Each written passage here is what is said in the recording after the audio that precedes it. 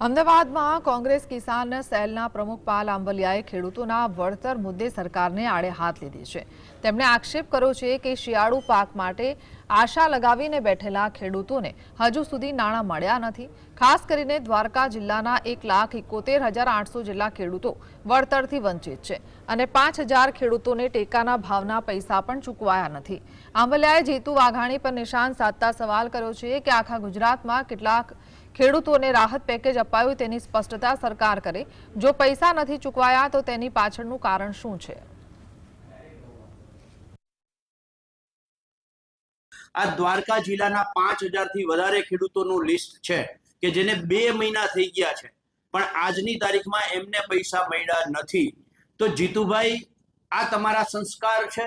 કૃષિ મંત્રી તરીકેના તમારા સંસ્કાર છે? ભાજપ તરીકેના તમારા સંસ્કાર છે કે તમારી જે જવાબદારી ગુજરાતના લોકોએ ભેગા થઈ અને તમને આપી છે એ જવાબદારીથી તમે સતત ભાગો છો? પણ મહત્વનું વસ્તુ એ છે કે જે ખેડૂતે શિયાળુ પાક વાવવા માટે કમોસમી વરસાદની જે રાહતની આશાએ બેઠો હતો એને આજે 3-4 મહિના થવા છતાં પણ પૈસા મળ્યા નથી।